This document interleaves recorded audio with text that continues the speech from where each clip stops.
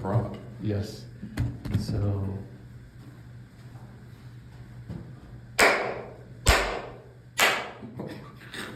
Warning next time. that was just so that I can sync everything later. So it's Okay. Too It tricky. works. All right.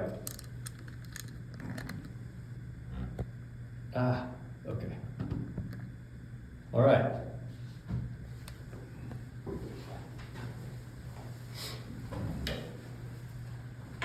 Chris. Yes, Jesse. How are you? I'm good. You're a real estate agent. I am. How'd you get started in real estate?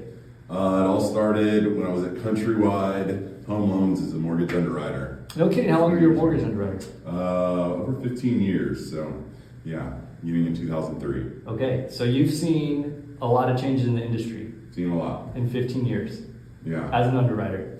lots of changes. What's the biggest change you've seen since you started working in and around real estate?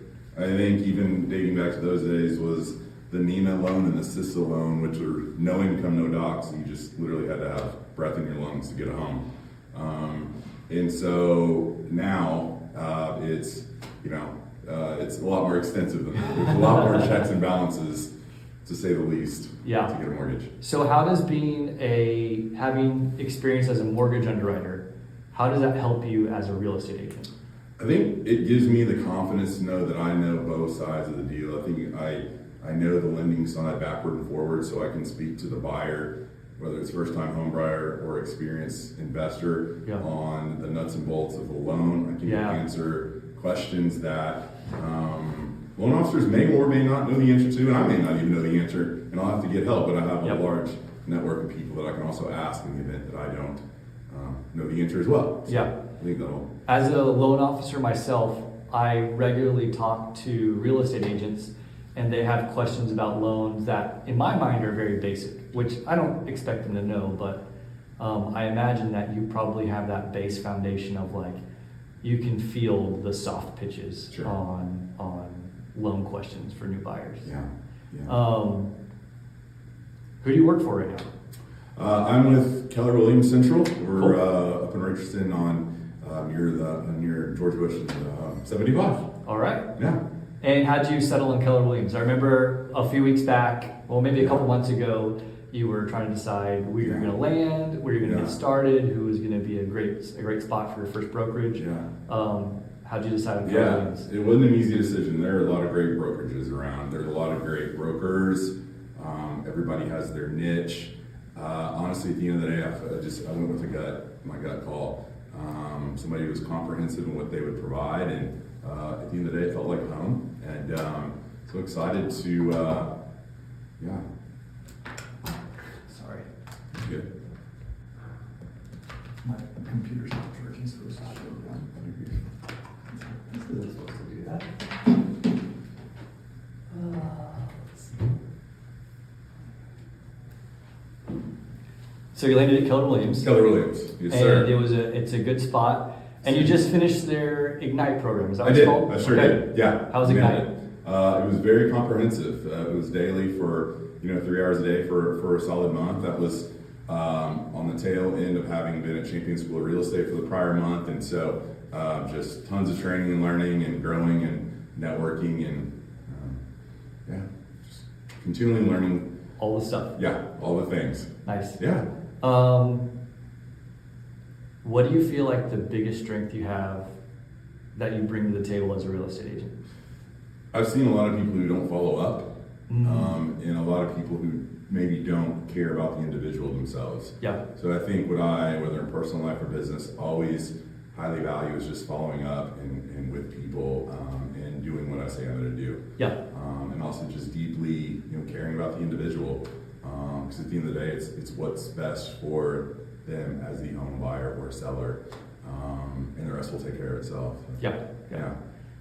Pull the mic a little bit closer to you. Yeah, perfect. Chris, what do you like to do outside of real estate? Love to play tennis. Tennis? Love to play tennis. Okay, You play? No, I don't play. Okay. Pickleball. My wife plays. Well, she plays pickleball too. I don't really play any paddle sports. Okay, buddy. Well, we'll start with pickleball. How about ping pong? Ping pong. I could play some ping pong. Bro, Me and ping let's pong. go. All right. We'll come set it up in the office. I would love to. That's one of my favorite all-time sports. Okay. Yeah. So Paddle sports. Love it. Basketball. Grew up playing basketball. Nice. 20 plus years of that, and There you go. just absolutely love it. So, yeah, anything with the ball. Let's go. Nice. Yeah. Favorite sports team? I don't need to ask, but Honestly, this may surprise you. Houston Oilers. oh, Houston Oilers. Yeah, going back old school. Okay. Yeah. How about you? Dallas Cowboys or Texas Rangers. Sure. Those are the ones I grew up with. Like, I mean, Absolutely. I'm probably only like 7 out of 10 on sports commitment. So I keep track of the seasons. I know who's playing. I know when they play. I'll check the highlights or the updates, but I don't usually watch games and couldn't name more than a couple players per season. How about top 2 or 3 Cowboys of all time? Oh gosh. Okay. Troy Aikman and Emmitt Smith. Right. Easy. And then if I did number 3, probably Deion Sanders. Yeah. Prime. Yeah. So I love those were the ones that I grew up with. Yeah. I remember when I was a kid, Emmitt Smith had this promotion with Coca-Cola, and it was called the Red Zone or Emmett Zone or something. Okay. And if you collected wrappers, like wrappers from 2-liter Cokes or bottle caps or something, you could mail it in and get like a T-shirt or autographed football or these different things. And I got my mom to call all of my aunts and uncles, and I have 6 or 7 aunts and uncles on each side, and probably 40 cousins on each side. And I got my mom to call everybody and tell them, hey, Jesse's trying to collect Coca-Cola things. And so for weeks, I would get envelopes in the mail with just Coca-Cola wrappers that they had like torn off the bottle and sent in, and I got a T-shirt, and I thought it was the freaking coolest thing. How cool is that? And then I grew up and found out Emmitt Smith is pretty savvy entrepreneur investor guy, and he's a part owner of the Gents Place, which is actually where for a long time I got my hair cut. And they used to do a annual charity poker event. And one year I almost bought a ticket to it because I knew Emmitt Smith was going to be there, and I really wanted to tell him about how I saved my Coca-Cola wrappers from Emmett Zone when I was gosh. 10 years old. How cool would that have been? And now he's a pretty nice guy. Epic. Yeah. So I'm sure he's still pretty involved in the franchise and the company, so I'm sure at some point I'll get to go hang out with him or meet him or something. So with Dez, was it a catch? It was a catch, Okay. for sure. Got it. You heard it here first. Yeah. Yes, it's here. It's a catch. Yeah. All right. Did you think it was a catch? What was It your was a take? catch. Yes. It was a catch. Yes. Yeah, for sure. Okay. So Houston Astros, we won't rub it in too much. Yeah, congratulations to the Texas Rangers. Yeah, they were so sharp this year. So actually, they're going to look pretty fierce next year. Yeah. So, Yeah. Yeah. The Astros are good too. Yeah. Good too. Yeah. Try our best. Yeah. Yes. Yeah. You got a dog? Got a dog named Maple. She's about to be 2 years old in next January. So maybe have a little dog party for all the local dogs. But Maple, golden doodle, 40 pounds, and full of energy and lots of licks and love. I don't think she knows how to bark. Barely. So, yeah. How about you? 2 dogs. 2. A Doberman Pit Mix and a Pug Papillon Mix. So one is big and one is little. I was going to say, how big is the first one? The Doberman Pit Mix is about 55 or 60 pounds. Okay.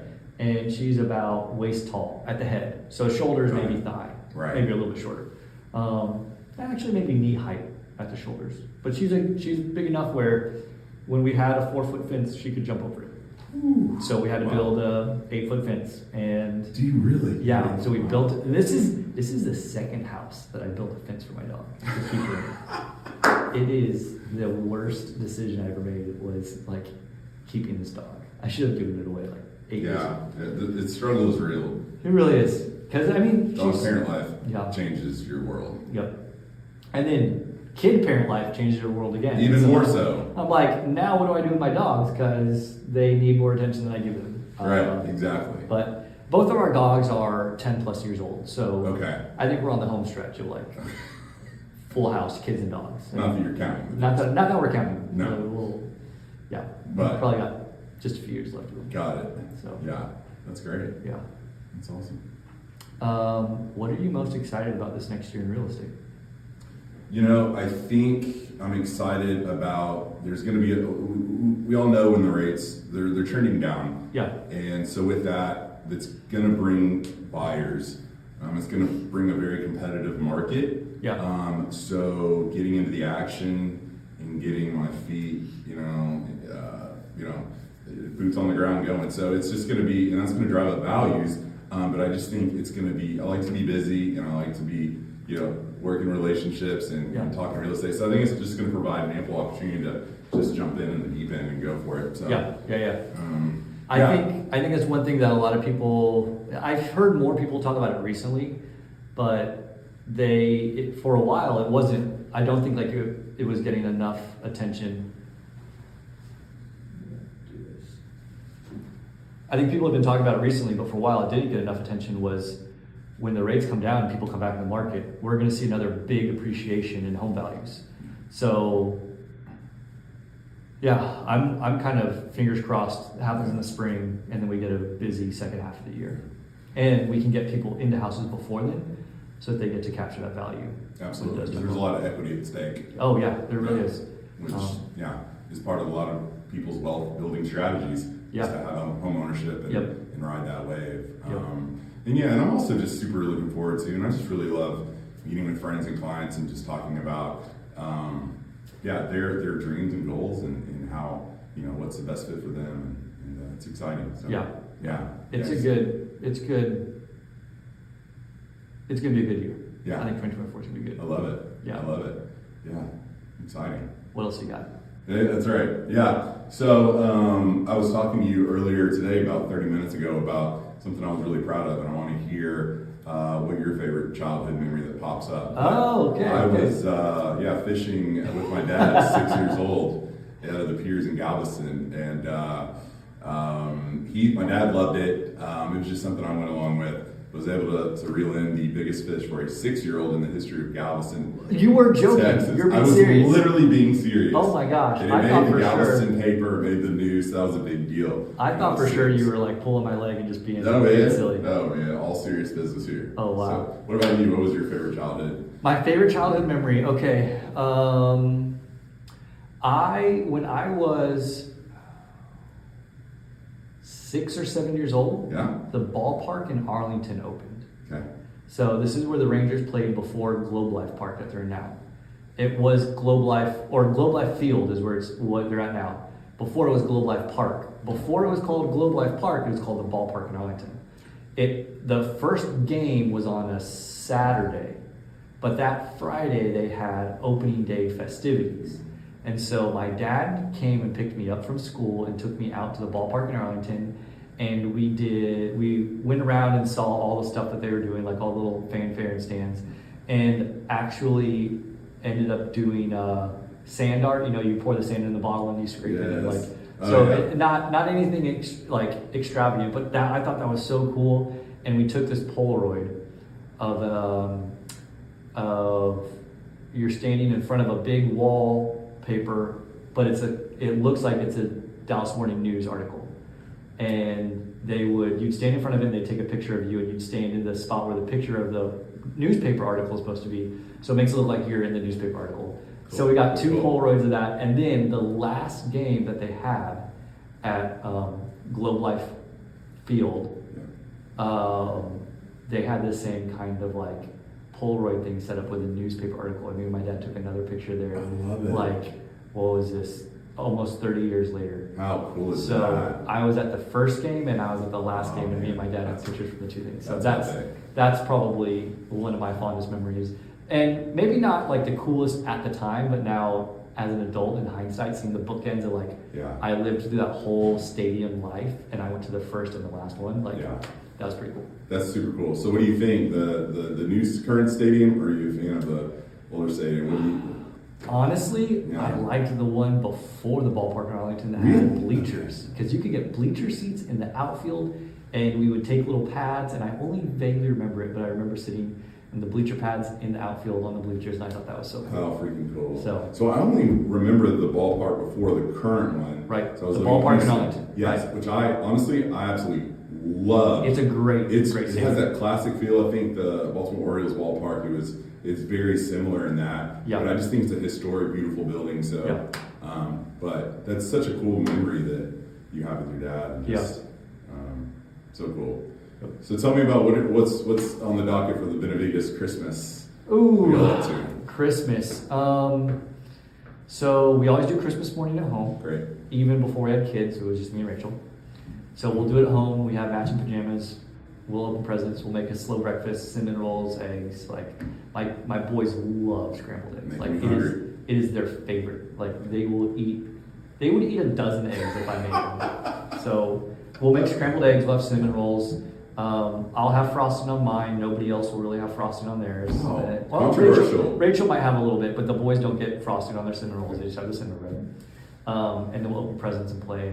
This is the first year that my oldest son is old enough to understand what's going on, like at a high level, and talk Yeah. about it. So he'll probably really enjoy Christmas morning. Remind me, how old is he? He's 3. He turned 3 last week. Okay. So Silas is 3 Wow. and Teddy is 18 months. Happy birthday, Silas. Yes, yeah. Related. So Christmas, that's what we'll do for Christmas. What about you? So actually, fun fact this year is my family and I are going on a cruise. No kidding. Yeah, so we're heading out in a couple of weeks with my family down in Houston. So uncle, and you mentioned cousins earlier, and I can relate. My cousins are like brother and sister to me. So Yeah. super close, super excited. And then, yeah, I think we'll just have a big family gathering down in the Houston area. So full of, gifts and good food. And honestly, we always just laugh just a ton when we're all together. So Yeah. that's what I look forward to the most. So this is my Nice. favorite season of the year. So I'm really excited. Cool. I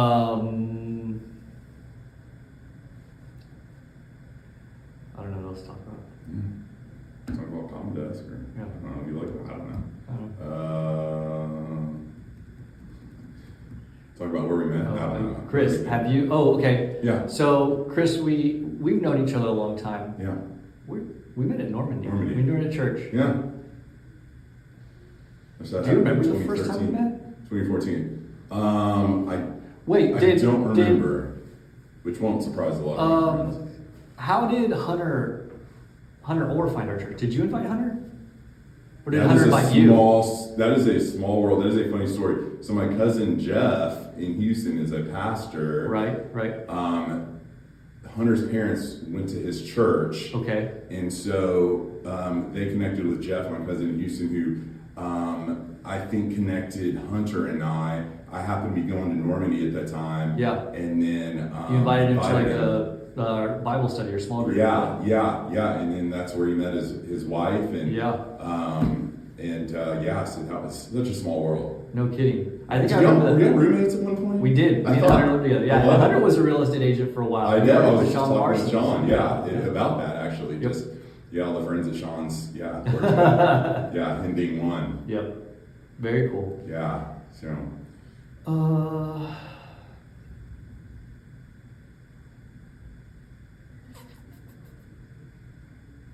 Okay, so Chris, as a new real estate agent, Yeah. you're on the grind. Right. What is the most fun thing that you do in your like day-to-day work as an agent, and what feels like the grindiest? Like you gotta buckle down and like push through it. The opportunities that I have had to talk with friends about, hey, and this is where my underwriting mortgage experience, you're like, hey, I'm been self-employed a lot, and here's the documents I have filed, I haven't filed, or I do have, and what can I do with that? Or first-time home buyers, enjoy speaking with them. So that just brings me a lot of joy. I'm a connector by nature, so I love connecting them relationally, and also if it works out to be their future home. So that's super exciting. I recently did called expired listings and canceled. And that is not natural. So that was a grind. Some people have so much success with it. It is a lot of calls, a ton of calls, and you may hit one or two just picking up the phone and want to meet with you and have that appointment. But that's out of my comfort zone, to say the least. Have you found that working as a real estate agent has pushed you out of your comfort zone a lot? Absolutely. Okay. Yeah, in good ways. It really has, because a lot of my career has just been it's been behind it's working behind a desk, right? And it's doing deals behind a desk, and with working with loan officers and brokers on the phone. But it's a brand new world of I'm just learning how relational it is, right? Because there's so many realtors out there, and it's just that matter of setting yourself apart and just building those relationships and just really seeing that it's such a relational business. Yeah. So, yeah. Question for you. What do you got? What of the agents that you worked with, what do you feel like stands out? What makes a successful agent, and what do you like to see out of the agents you work with? Yeah, that's a really good question. I like working with agents that, and this is selfish, I might cut this part out. I like working with agents that have their all-star team and really lean on that team. That will refer me with honor when they have a client and they say, hey, it's time to get pre-approved. You should call Jesse. He's really, and they say a couple of good things about me. So and here's one of the things that I do to like test my agents, not test them, but like they're not going to fail, but just keep my finger on the pulse. When I call somebody, they're like, hey Jesse, I connected with so and so. Can you reach out to them? I ask them like, oh, how did you meet Shelly, the real estate agent? And they say, oh yeah, me and Shelly went to school together and we've been great friends for years. Oh great. Did Shelly, just so I know where to start, did Shelly tell you anything about me or my company or my business? And this will tell me, because people don't know what the right, quote unquote, right answer to that question is. Right. They'll tell me the truth. And they'll either say, oh no, Shelly didn't really say anything, she just said I should call you. Or they'll say, well, actually Shelly said you are really good at what you do, or I should really ask about XYZ because you're really knowledgeable, or they'll give me a clue as to how Shelly refers me to this person. So I really like working with agents that when I talk to their buyers, they say, oh, Shelly said really nice things about you. She said you're really great at what you do, and that I'd be in good hands. Because then that communicates to me, Shelly has confidence in me, and I like working with those people that I know believe in me. Absolutely. And I think real estate agents are the same way with buyers. Yeah. They like working with buyers that trust them. Right. They like working with a buyer or seller that knows this person has my best interest at heart, and they're going to advise me well, and I can trust them. Yeah. So I like working with agents that refer me to somebody and instill that trust into them, because then that makes the transaction much smoother. Yeah. When I don't feel like I'm getting second guessed. That makes sense. By the buyers. Yeah, and that actually helps me. And I've even heard, and everybody won't be a fit for everybody, right? I won't be a fit for certain clients, but I will be a fit for others, and vice versa. Yeah. It won't be one for me, and I won't. So that all makes complete sense. Yeah, and part of a big thing in sales too is understanding what is a client's actual need. Like what is their problem? What is their need? Where can I fit in? What can I do to ease their pain? Absolutely. And so if somebody doesn't need hand-holding because it's like a first-time home buyer, but they need the analytics of an investor, then I feel like I have enough of the technical and soft skills. I have this good blend of technical and soft skills where let me understand how you're wired and what you need from a mortgage lender, and then I'll fit that role. Right. I know lots of mortgage lenders and real estate agents that are really good at a very narrow thing, and if you're outside of that thing, it's hard for them to adapt and pivot to be good for that individual customer. So where I really excel is people that want education and hand-holding. But I also do well with investors that are analytical, because I can be analytical, and people that are very price-driven, because I can understand how to present something side by side, two scenarios. Like if I'm giving them a price analysis between my loan scenario and their loan scenario, I can do a very apples-to-apples comparison and then help them make an informed decision. I'm not going to win every buyer. Like sometimes someone's going to decide to use Rocket Mortgage. Sure. That just happens. Yeah. But when I understand how somebody's wired, I feel like I have enough technical and soft skill to adapt my presentation to fit their need. Yeah. And so I forget what the question was.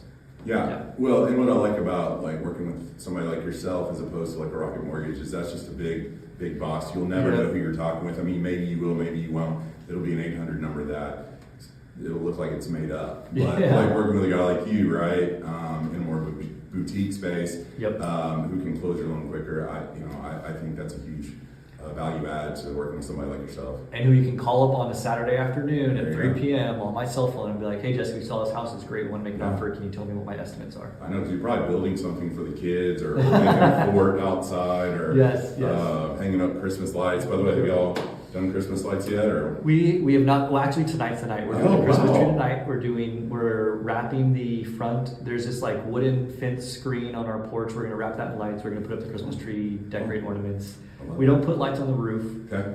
We just haven't yet. So I'm sure eventually we'll add that to the repertoire. But right now, just tree and a wreath and some basic lights. A lot of we're talking about that. I need to get my tree either out of the closet. Speaking of old friends, Hunter is doing Christmas lights again. He's been installing Christmas lights for like 4 or 5 years. Has he really? Yeah. Sean brought that up today. He's doing lights, so he's also doing Christmas lights. He is doing Christmas lights. Get out of here. If you need Christmas lights, hit up. Hunter if you need Christmas lights, hit up Hunter Orr with I think it was Lights and Ladders. We'll link to it in the bio. So. I love it. Oh my god, he's a great guy. So I have full trust that he'll do a great job. Yeah. That's awesome. We're gonna ask for a referral on all of his business that he gets. 100%. Yeah, for sure. So. For sure. Yeah. I love it. Well, you got anything else? I don't think so. This is good. Anything else you want to talk about? Anything you want me to ask you? What do I want Jesse to ask me? Correct. Wow.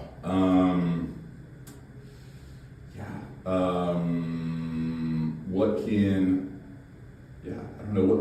I think like it's somebody who values following up. I don't know. So I'm supposed to think about the question. You're supposed to then ask me. Is there something you want me to soft pitch for you? Yeah. Like Jesse, ask me about this because I have a really good answer prepared. Or love it. I think what areas of town that I'm really accustomed to. Okay. Yeah. How about that? And then I can also speak to having familiarity with Houston and then West Texas. But I'll probably leave that out. I'll just talk about Richardson down to 30, which has like Hollywood Heights and Lakewood. So Chris, you grew up in Houston. Right. You moved to Dallas, and you've been back and forth between Dallas and Houston as an adult, a handful of times. But you had a good stretch in Dallas. What areas are you most familiar with in the Dallas area? Yeah, so I went to school in Denton in North Texas, and so familiar with Denton, and actually shout out, love Denton. Have spent the last probably a majority of the last 15 years in East Dallas, stretching from, and we're familiar with like Lakewood, Casa Linda, I think over in your hood, your neck of the woods, really familiar with Richardson, and so all the way down to Hollywood Heights, in L Streets and down to 30, so where I played tennis, shout out to Samuel Grand. So just love those areas, super familiar, and often you can find me in those areas. So up and down North Central Expressway, North Central Richardson Expressway, down to 30, east and west in Dallas. And around the lake, 75218 zip code, which is where I am. And so you can usually find Maple, which is my dog, and myself around the lake or hovering around those areas. So. 75228. That's my zip code, and I love that zip code. You can go from $200,000 2-bedroom 1-bath homes built in the 60s all the way up to like multi-million dollars in Forest Hills and everything in between. I love that. It's one of my favorite places in town. I love that area. East Dallas 75228, like that is my jam. I guess that's yours. I probably will not move out of that zip code unless I move to another state. I don't blame you. No, it's great. I have folks in my in my community group. Actually, they're in that zip, so I'm over there. So familiar with the love. You're right next to it. Like you're on the cusp. Literally. Like Zaka Junction is right on the edge of 218. Exactly. So I'm real familiar with those, and like I said, have experience in the Houston market as well, and love Fort Worth as well. So shout out to the stockyards out there. That's my main areas, Richardson on down. So Chris, if somebody wanted to get a hold of you, what's the best way for them to reach you? Just a call or a text. What's your number? 940, you teed it up, 940-300 7273. Also on Instagram, CT Avary. That's Avary. So CT Avary as well. All right. Awesome, Solid. man. Solid, super solid. Solid. I love it, dude. Okay. I Yeah. guess I could have thrown in my email too at KW, but Nah, we'll get all the Cool. other things. it's great, man. Yeah, dude, this is real good stuff. Dude, you're super good at that. You're natural. We got 30 minutes of raw footage.